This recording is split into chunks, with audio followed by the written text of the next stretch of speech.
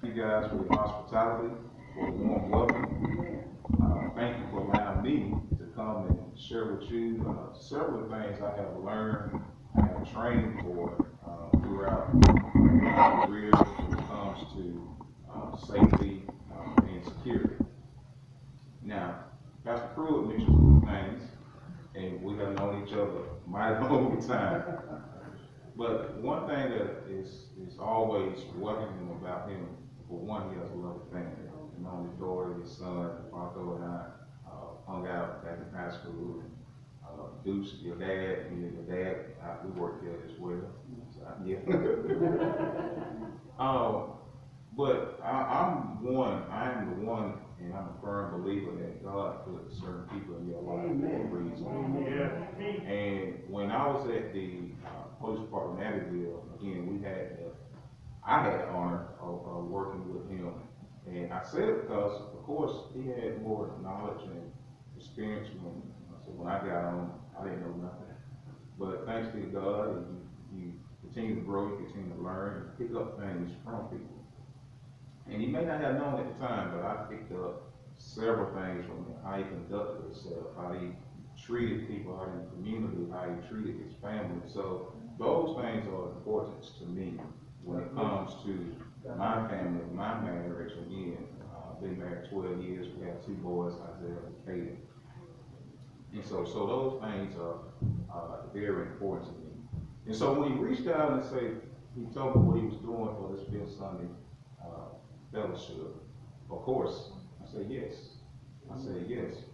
Because the things, again, as it was alluded to earlier, when you have talents and things, you just can't sit on those things. You have to give back. And that's what I'll get to later in this presentation as we go through. So again, thank you guys so much. So again, why I'm here, the purpose: to ensure a safe place to worship by providing reasonable measure of safety to confront various threats and emergencies that a place of worship may face during worship time. It was said by Sheriff Alan Norman of the Cleveland County Sheriff Office, together through awareness, education, action, we can attempt to minimize the vulnerabilities and try to ensure the protection of your place of worship and those who worship with you. It was also said by Sheriff Herbert A. Peterkin of the Hope County Sheriff Office. He said a place of worship should be a place of peace and a safe haven for worshiping away from conflicts of the world. So the sheriff said it should be a place of peace, which it should be. But as we can see throughout times that not only we know it's a place of worship, but those who attempt to do evil have come into the place of worship to disrupt our worship. So that's why I'm here today. A couple of things I want to talk about. Again, everyone in the church has a role, Pastor Franklin. Everyone has a role. But I'm a firm believer too. The most important role in the church is the gatekeeper. It's the gatekeeper. First Chronicles 9:21. Zechariah was the gatekeeper at the entrance to the tent meeting. Wow. He was the gatekeeper. So you may say, why he's the gatekeeper? Why is it so important? And I can transition over here if you guys want me to. You can see what I.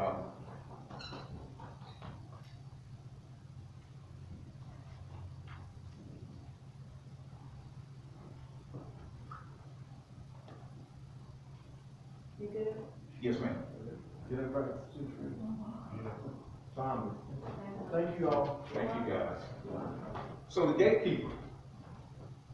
First Chronicles 9:27, Zechariah was the gatekeeper at the tent meeting. I believe the gatekeeper is the most important role in the church. Amen.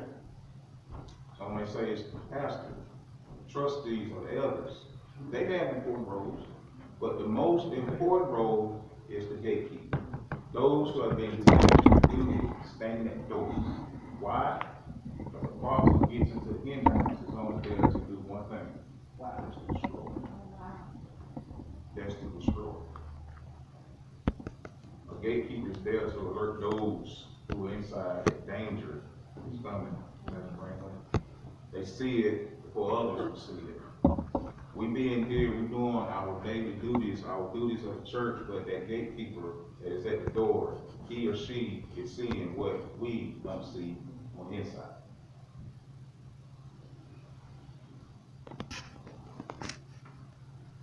Again, the greeters, the ushers, you are the post person. The gatekeeper is one in greeters. Yet, the responsibility is still, it lies on all of us. 1 Peter 5:8 says, be alert, be sober, sober-minded. Your enemy, the devil, is proud. Pastor Frank, sometimes when we think about the devil, we think about those horns coming out of his head, the red suit. I don't picture the devil that way. I picture the devil sometimes being a three-piece suit. And being dressed. He look good. So that's why I picture the devil. See, the devil is sneaky. He is sneaky. He put on his best, just like we put on our best at some moments. He put on his best too.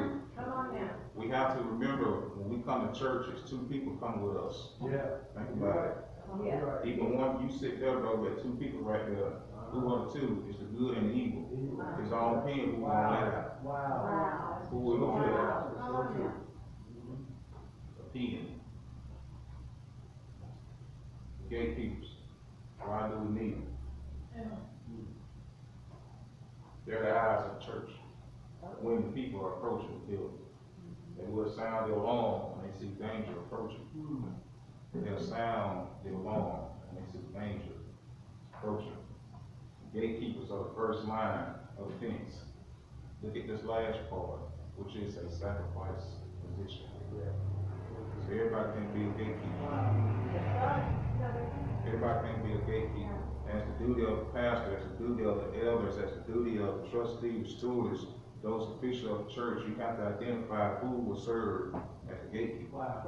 Because everybody can't be a gatekeeper. You and I know that we run towards danger while everybody runs back. So the same thing in the church. If you that gatekeeper, you see danger, you got to run towards it, you don't run away. See, our first instinct is to say, oh, I see something coming, I'm running, I'm going. Get everybody inside. You're not a true gatekeeper. Because that gatekeeper gonna alert those inside. That danger is coming.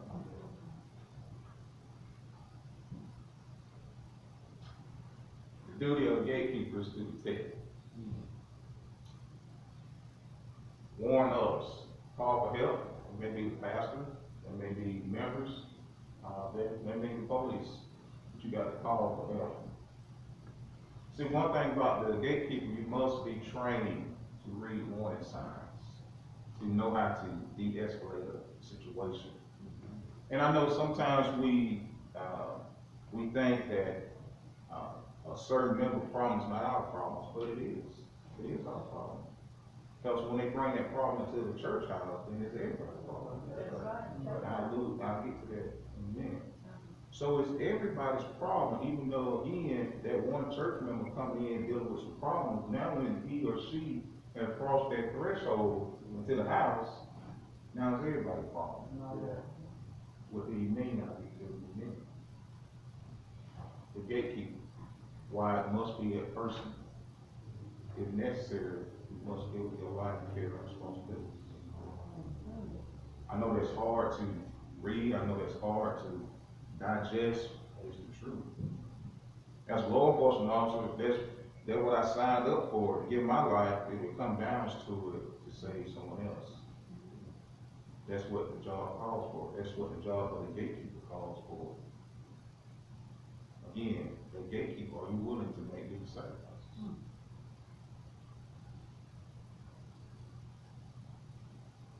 As we talk about the incidents, these are some incidents from since 2012. When we think about church incidents, when we think about mass shootings, yes, they drain us to our core and they hurt. And when you see these things, gosh, how can this be prevented? Can it be prevented? I know that's a double-edged question, but it's a yes and no question. Could it have been prevented? Some yes, some no. October 18th, the gunman killed 1126, including 4 officers at Tree of Life congregation in Pittsburgh. In 2017, in November, Devin Kelly, dressed in black tactical gear, killed 26 people born in 20 at First Baptist Church of Sullivan in Texas. That same year, Emmanuel Sampson killed a woman, 46 others, at the church in Nashville, Tennessee. Emmanuel Sampson, that was his wife he killed. Then he killed others, wounded others. After 26, Mark Stone shot and killed a member of Philadelphia Church. These are all since 2012.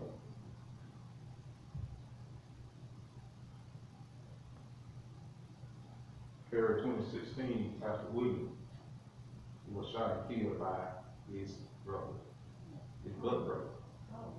Wow. Not brother of church, his blood brother. At St. Peter Missionary Baptist Church. Pastor Frank, I know when we see these things, I know people will say, well, man, Courtney, that's not here at home.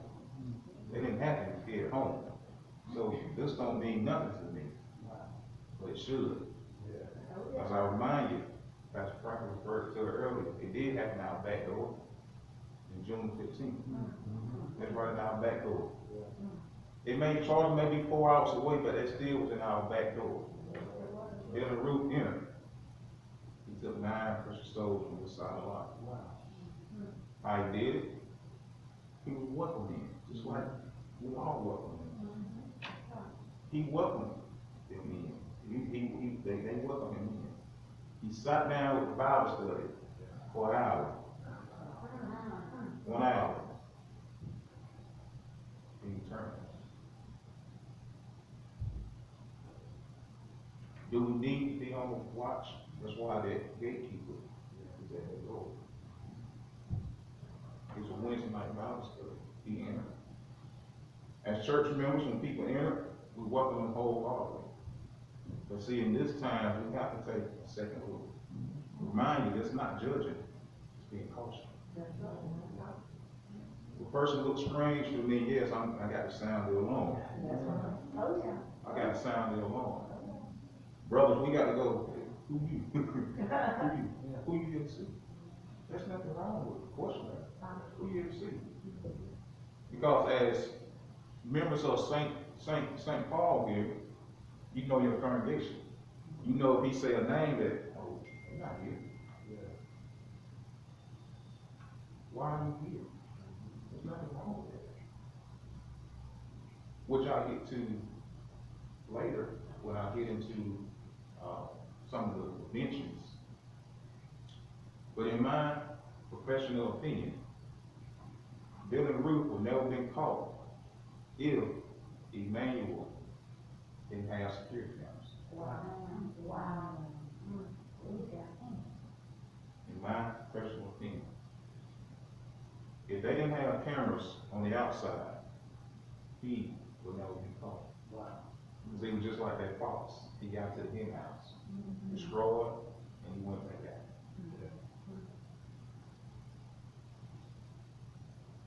Again, why are we talking about this? Why we got to do this? I know when I talk about this subject, questions always come to mind, which are the main ones. Why is this necessary? Why is it necessary? Why would I think like this? We should not think like this in the house of the Lord. We should not think like this as we come to church Sunday in, Sunday out. We should not think like this. I get it. It is place of worship. It should be our safety net. We shouldn't have to worry about things like this. But here we are. We do. But the best way I can answer this question is by two quotes.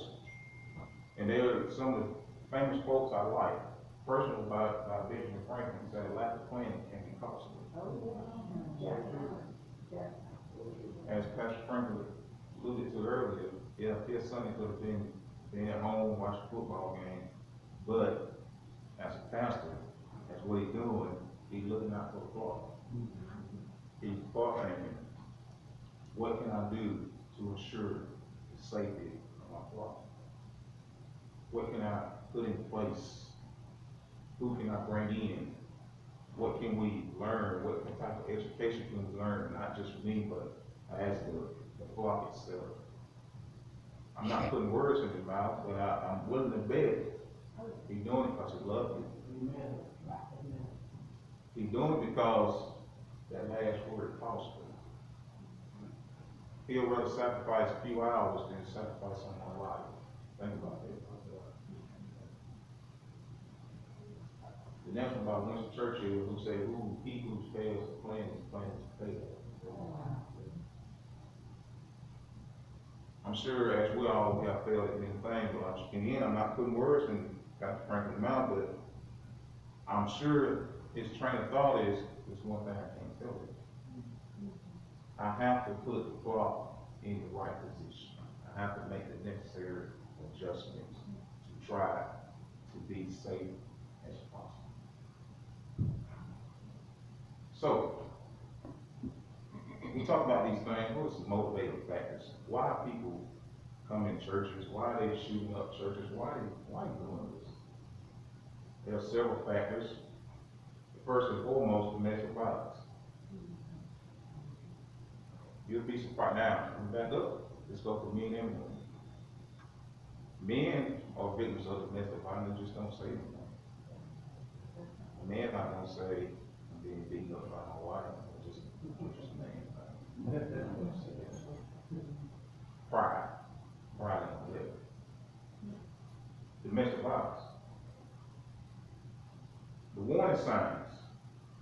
That's why it's important to know your members. Know what's going on. No, again, can't get into so-and-so big. No, once they come through the door, is everybody busy? Look at the warning signs. Face cover. I'm not just talking about the mask we wear now, but if someone wearing sunglasses in here, it's a sign. Why are you wearing sunglasses? Unexplainable marks. When these things occur, ask questions. Ask questions. You all right? What's wrong? Trust me, they want to tell you, but first they want someone to ask them. That's how victims work. They're not just going to come out and say, but if I see something going on, are you okay? Should we follow? What's going on? Brothers and sisters should always ask the question. Someone is being a target from a violent partner. I can't remember exactly which state it happened in, but it was another incident involving domestic violence that happened in the church. And the man came in and he killed several people because he couldn't get to his wife. But she wasn't there. He thought she was there, but she wasn't there. picking up on things, listen to those who have concern, those who are seeking help. If they say, well, my husband said, or my partner said, if he can't have me, then no one else can. That's the key. You got to pick up on those things. Why domestic violence? Look at the last one. South Carolina is ranked number 11 when it comes to domestic violence. We were several years ago in the top 5. For the first time since 1996, we're out of the top 10, but 11 don't make it any better. Evil attempt. Hate. That 4-letter word carries a lot of power. It carries a lot of damage. They hate you because of your skin color, your culture, sexual orientation, your religious belief. They want to see harm done to you. Dylan Roof hated black people. So what's church the target other than Mother Day Man? One of the historic churches of the AME. Right. Dylan Roof just didn't walk in and start that. That was pre-planned. That was one of those things you couldn't see it coming, but it came. It's like, yeah, say it. You sneaky. What can we do then, Courtney? What can we put in place to try to prevent some of these things? Plan and oversight committee. Who? Pastoral staff, elders, deacons, members of the congregation, law enforcement, as Pastor Franklin has done this first step, setting things in order to set up those preventions. Everybody must be on board. Everybody must be on board. Having counselors, some congregations have counselors within their congregation. Get on board. Okay? Create a form to develop, implement, continue to refine a planning process to address all safety needs. Just don't start here. This is not the end. This must be a continuing effort. Okay? What's the next phase? What we're going to do next? What we need to do before, during, and after a critical incident.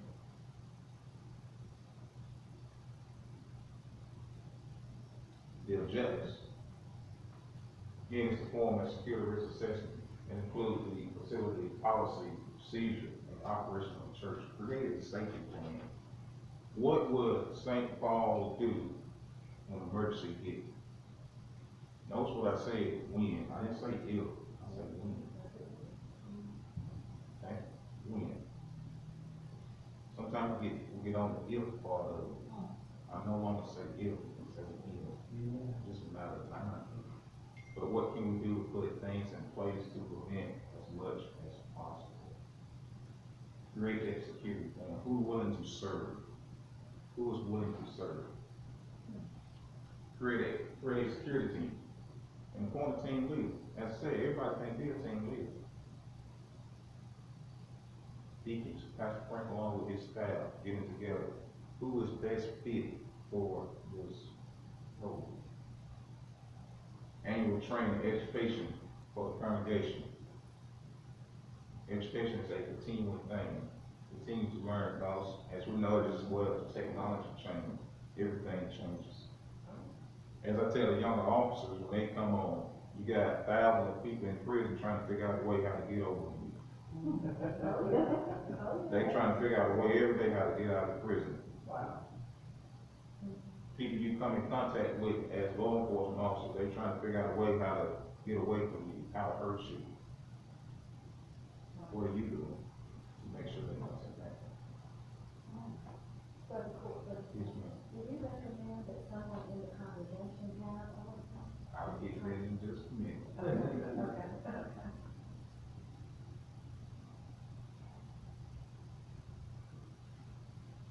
With that security team, we're going to assess the risk, the existing risks, the threats, the vulnerabilities of your place of worship. Taking a look around your congregation. What is an easy access? One thing I like, when I walk to the front door, I go, oh, it's locked. Okay.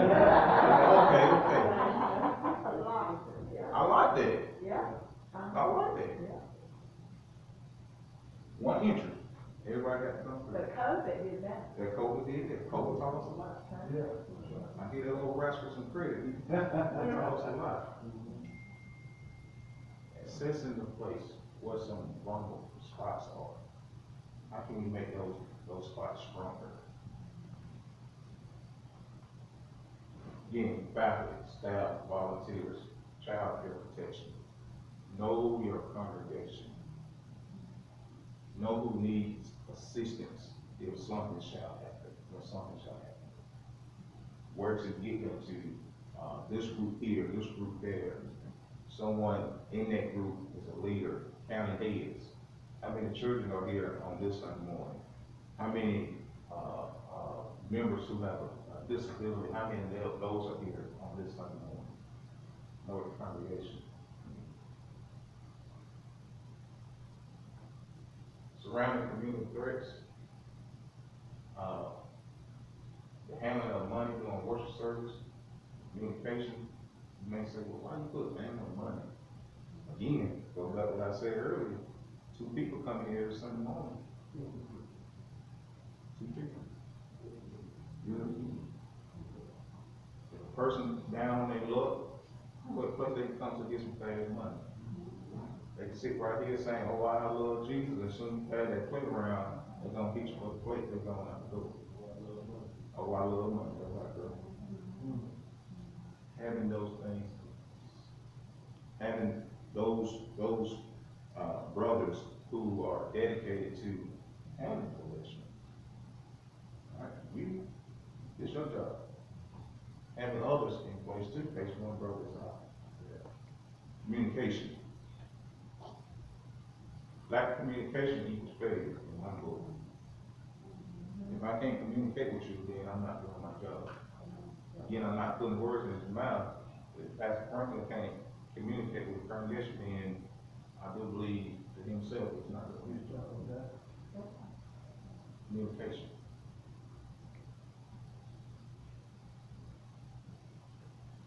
Security team working in collaboration with community partners, law enforcement, fire, EMS, and having that plan, operation, being before, during, and after every incident. If you have fire department right here on 25, you have an EMS station right here on 25, just knowing where things are in the vicinity of your congregation. Your congregation for us, the county, is known as the north end of town. So if you guys are on the north end of town, with the sheriff office, there's typically 5 to 8 deputies working the shift, one being the north, one being the south, and normally 2 being the central area. And the central area is Walmart and Lowe's and all those good things on the bypass. So knowing your area. So again, this area is the north side of town.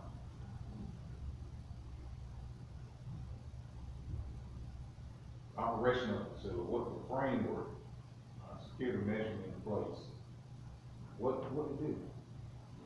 Having those plans in place. Pastor Franklin up here delivering one of those good sermons, something come through that door, which door you gonna go out, which is easy. So he hunkered down, having those plans in motion. Someone getting him out. Okay? Having those things. Again, it takes everybody. This is some work. It is some work. But the end goal is to make sure everybody is safe. Have a blueprint. Cameras and alarms. Again, I go back to what I said earlier. If Mother Emanuel did not have cameras during Ruth, I don't know what to call it. Wholeheartedly believe that. When he left, he went to North Carolina. That's where he went. If it wasn't for those cameras, law enforcement wouldn't have been able to get his picture out. And I give credit to the young lady who was at the red light and saw him. Only reason she was able to see him because of the work from that camera, the guy.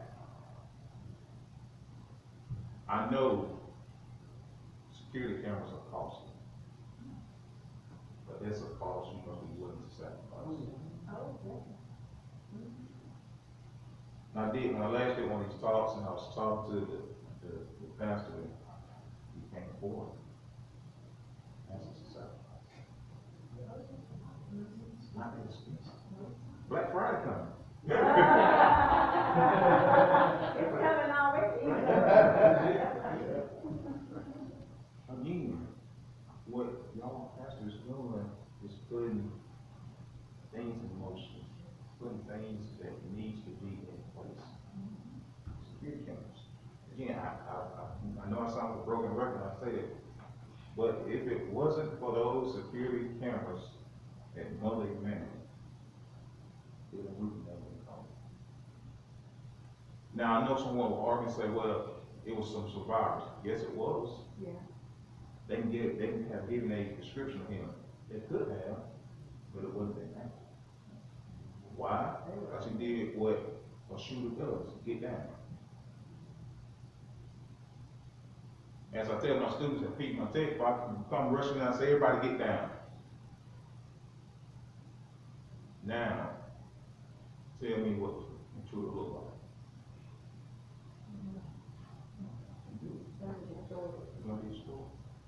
Oh, he had long hair. No, he had short hair. He was bulky. No, he was skinny. Oh, no.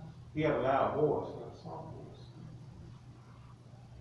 Hymns and alarms. Lock and unlock doors, windows, exterior lighting, light the place up. Light it up. Make sure it's well lit. Again, when I came, that door locked, oh, they're doing right. Lock doors. Lock doors. Lock windows. Again, put it there again. Shooter in Charleston, and no being caught. It wasn't those cameras. The church had it in place. And again, I know house of worship should be a place of security, safe. We shouldn't need all these things. Which true. But as we come to the age of time, we have to adapt with time. Because again, we think about it, where is the most money? Cash free. One day a week. Sunday morning. If you think of these larger congregations, you think of like Mother Emmanuel, all these different churches that take up large sums of cash. Getting a person down they love. What are they going to do?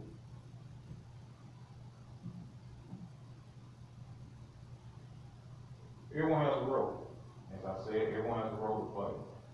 Establishing a role of security team, again, before doing it after critical incidents, these duties includes participation drills, role of the gatekeeper. Alright? Sunday morning, someone checking parking lot. You patrolling the parking lot. The role of the gatekeeper again, test theories. Are you able to handle this? Some people not able to handle that load. And there's nothing wrong with it. There's nothing wrong with it. Oftentimes I fly stuff, the students always say, you have a problem sitting near that exit door, you want to move. Yeah, me. You want to move.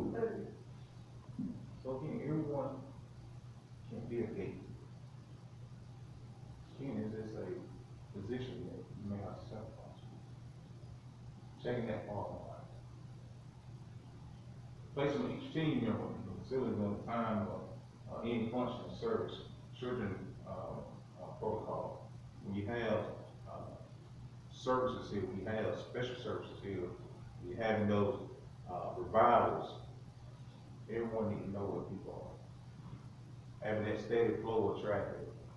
When visitors come, visitors will have no business being back there unless you're eating or whatever the case may be. The visitors have no business being in the pastor's office. No business. I talk child protocol in when those incidents happen, how many children or your congregation or something on that Wednesday, all that special service? I mean, knowing where to get those children to when the incident happens. Someone being calm, even in chaos. All right, we got 20 kids today. In this room, I got 20 kids. Well, I know I got 20 kids out here in the room, I got 15, so I'm wrong. I need to find 5. Okay.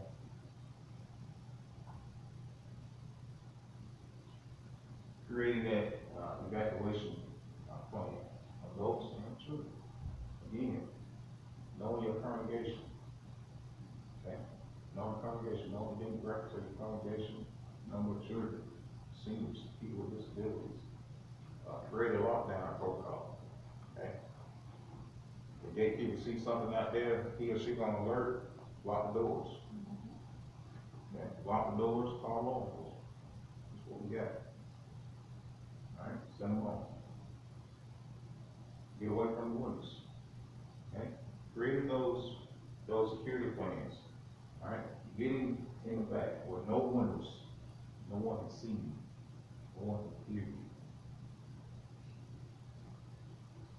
Absolutely too early. And this, something I always go to when I get asked that question. I always refer to the pastor, what he and his staff want to implement within the church. Okay. What I do always say, everyone needs to be careful. This, as we know, is a tremendous load. Okay.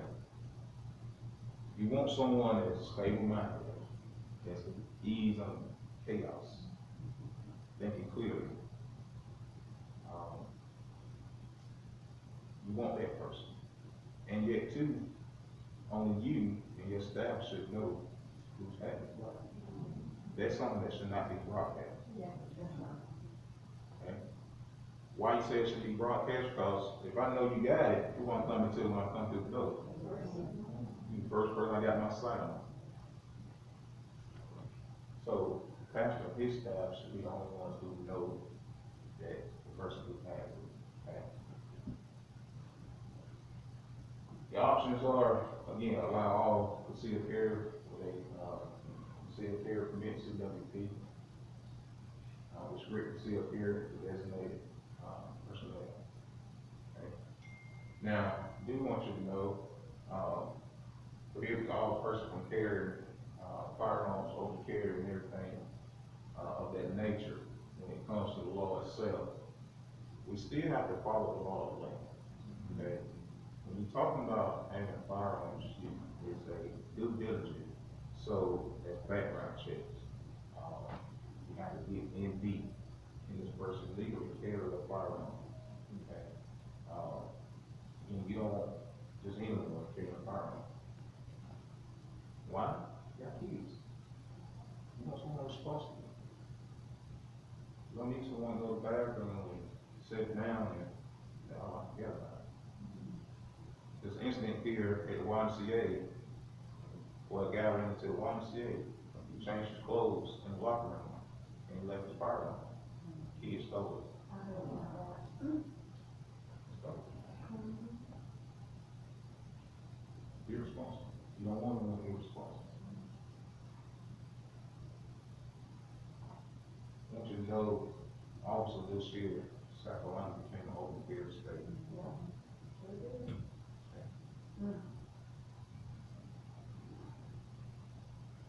There's, for me, as just my personal feeling on it, I don't like it. But again, it's a law of land, so we gotta adapt to it. But for us, house of worship, your staff, you and your staff can't dictate. You got it, you got it.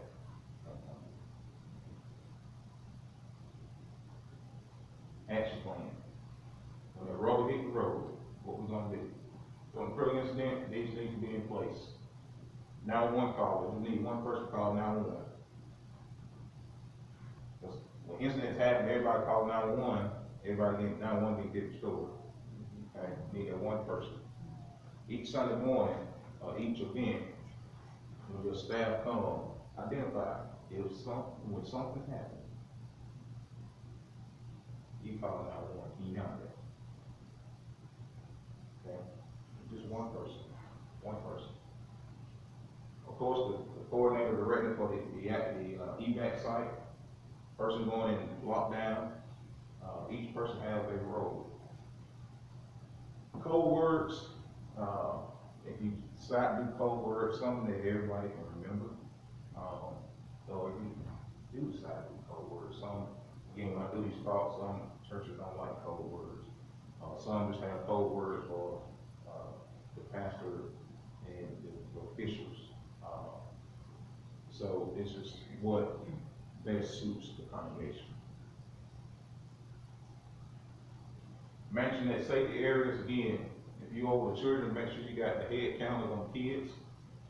Point of contact for first responder used to be the pastor, who he delegate that to. Assist first responders if needed. Engage the threat is the last result.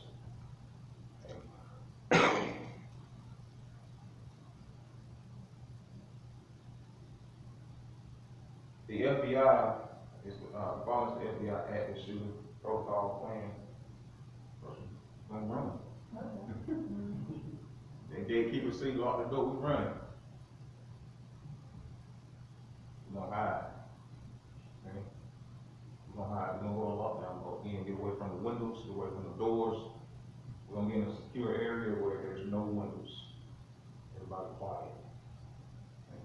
The door is locked. Last one is fight. Front shooter, that's the last result. Again, I go back when I do these talks, I always have, I go fighting.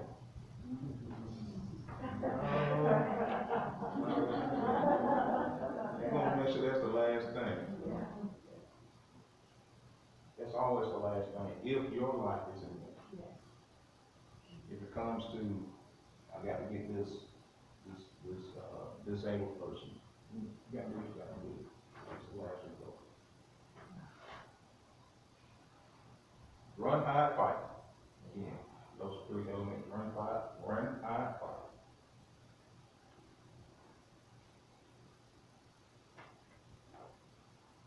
During the critical incident, law enforcement is coming. Okay, they coming. We're coming. While all commands are given, law enforcement first priority is to locate and stop the person posing a threat, and they will not stop the injury. I want to put emphasis on that. You can be crying there, I'm hurt. They're not gonna stop. I know that sounds cruel. I know that sounds like they don't care. At that point in time, you're not on the top list. Okay. Why? Because if I stop to help you, you may be a shooter. You don't got me. You may be involved. I don't know. I'm leaving. I'm thinking. Make sure you got nothing. You may be the setup person for the dude come around the back and get you. Why I say that? Because they will not be able to distinguish the good guys from the bad guys. It's even with your security team in place. Don't run up and say, I'm security. Don't do that. Just wait. Again, security team, never get into a battle with officers. Don't get in that battle. Don't say I'm a member of the security team, that I'm not there.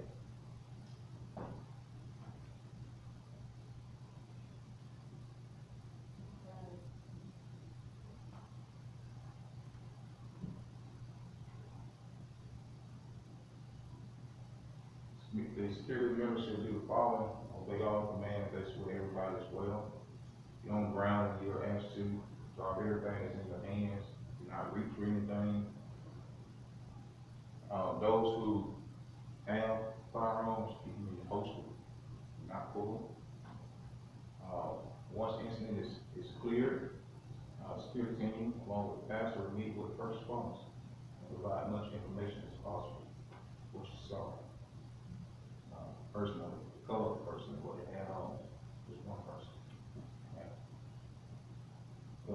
news briefings and all that, that, that job goes to the pastor or whoever he delegates for that.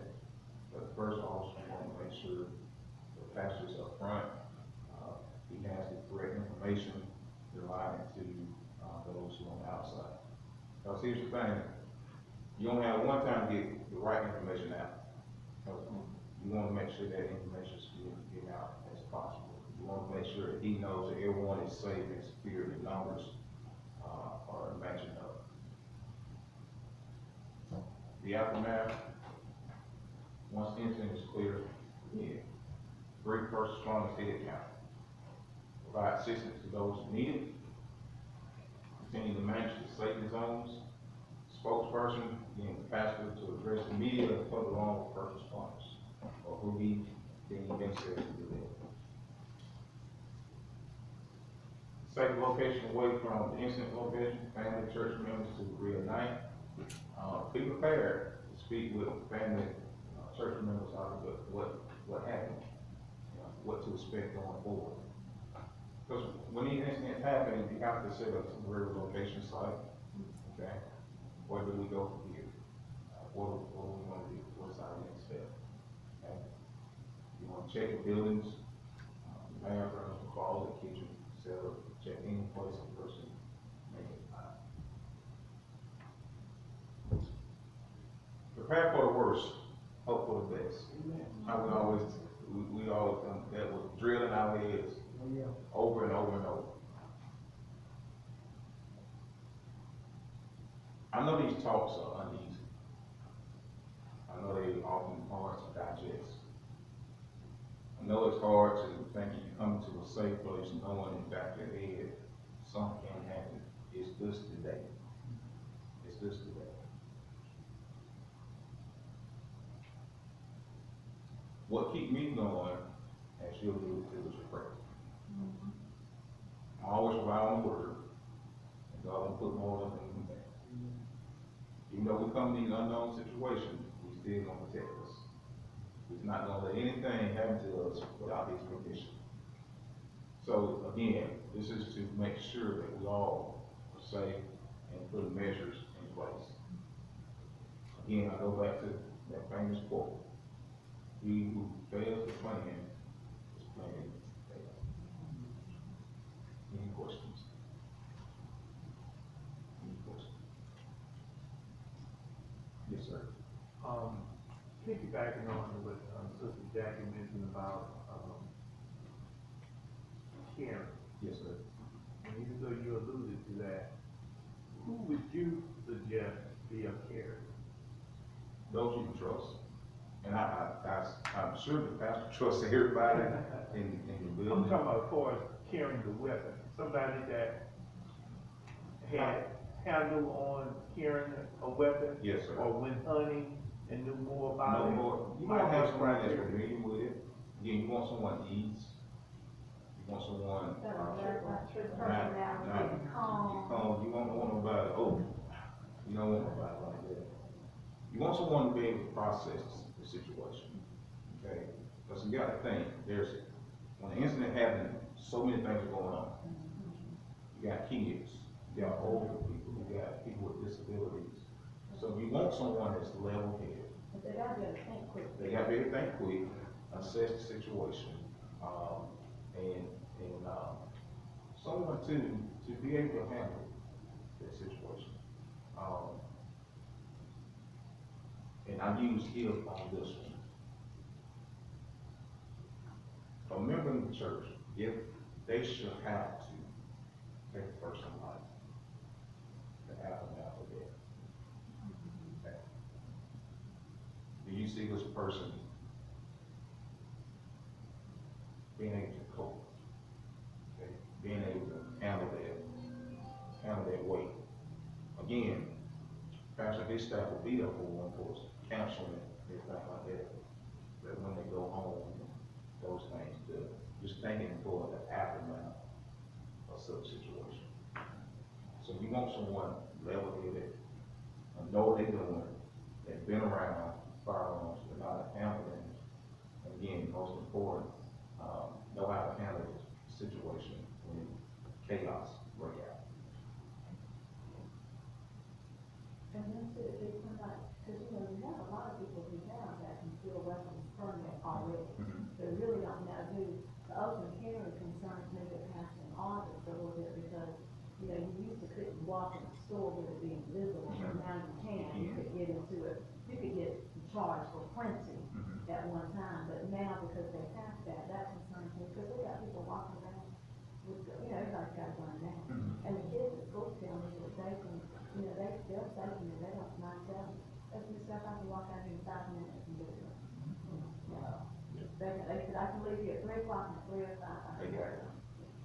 Told one time, I told 301, you'll have one. Yeah. And they don't have to show anything, they don't have to give age, they can just go on it because they're out there everywhere. Yeah, back to this concealed weapon, who should carry, who shouldn't carry. You know, me personally, I think one of the first requirements is that whoever that individual is, he or she, should first of all complete that, see that everything, Yes, you want, if a person don't have a concealed weapon permit, they're not even considered. Right. yeah. They're not even But I think considered. that needs to be emphasized and also the safety factor. I'm sure a lot of us, you know, probably have heard on the news where, you know, there was tragedy that happened on a movie set. There's a lot of questions involved in it. I've been gun owner for over 30 years. Yes, sir. And that's always been one of my first, pet peeve. Yes, sir. Safety. Oh, You know, I always charge my son, I said, even if I hand you the weapon, it's your responsibility. Once it's in your hands, it's your responsibility to check that weapon and make sure it is not loaded. Yes. That's your responsibility. You can't, even if it's in a box, and it's your responsibility. And so, you know, that person, even in the church setting, there are signs that duty as a gatekeeper or concealed carry, need to have safety first in mind. Because they have to realize that, you know, you are now carrying a weapon into a community. Yes. And you're being charged with their safety. Yes. Which means you need to be alert that, hey, what you doing.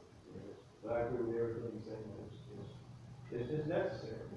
In the time that we're living in, just like COVID, we learned a lot from COVID.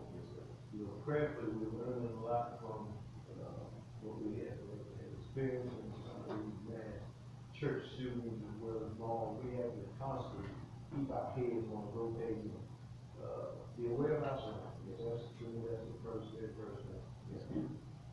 Officer, that's been one of my concerns, is the planning thing. If we have no plan, we don't know what to do.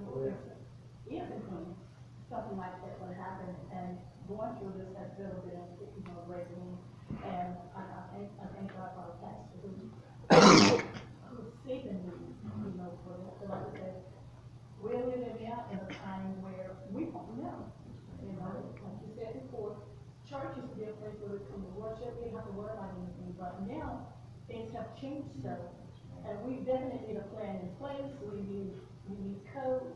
It's just like on my job, you know, we have the same thing, we go through the same process, it's a lockdown, you know, when someone is have escaped, there's a complete lockdown, you know, you don't know. So I thank God that the plan and it needs to start with us, you know, as to the planning process, you know, where we need to go with that, and I thank God for, you know, for opening that up, you know, to us as well. Yeah. I was just trying, this is my question, to comment. I want to thank you for coming out and being so thorough with us this morning.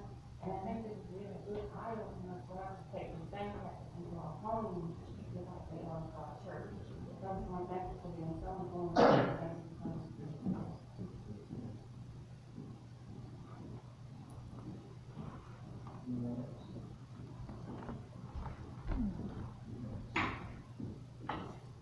Well, thank you guys. And again, I know what you saw, they look heavy on stuff. But what always keep playing in my mind is necessary. Again, growing up in the church, I never thought that we'll be at this time of life. But here we are. And as I alluded to earlier, we kind of adapt with the time. And, you know, it points back to one thing, it's the evil, it's the devil in people. And as I said, the devil is not there. Guy in the red suit with pitchfork and horns coming. It's us. It's us. And just keep in mind that everyone that comes to that door is too deep, come with them. It's amazing how we learn things from the media, how we learn from movies, even though the movie itself is not anything that is real, but yet it's still, when our children and other people look at it, you'll enter their mindset, and when they see that, it tends to become a part of them, you know, and so we have to be so careful too, even with the media, with movies and whatever, that to explain to your children, what is real and what is not real. You can shoot someone in the movie, that person don't get up, but that's not like that in real life, so. Yeah, I thank you all. Pastor Franklin, thank you, sir. Well, thank you so much, sir.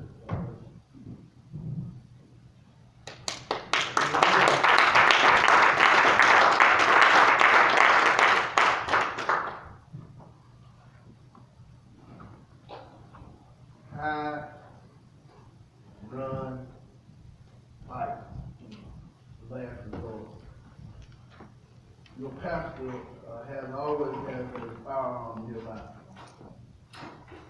I want to let you know that. Not that I don't believe in God and trust God, but I keep a firearm nearby all the time. Nobody's gonna come into St. Paul and hurt us as long as I'm in here. Okay? Matthew, I think it was Matthew, I believe, when he sent the disciples out, he told them to be as wise as a serpent, but as innocent as a dove. And we're living in times now where hate is on the rise. I'm 58 years old, and I've never seen it the way it is now. I was headed to Charleston for a funeral several years ago. My auntie, Lorraine, she says, she calls it Little Frank. She says, be careful. She said, things now are getting back to where they used to be in the 60s in terms of hate for a person's skin color, things of that nature. So I just want to let you know that we have to change, we have to adapt. Not that we don't believe in God, but I think God gives us common sense. Okay? I think I know God gives us common sense so that we can survive.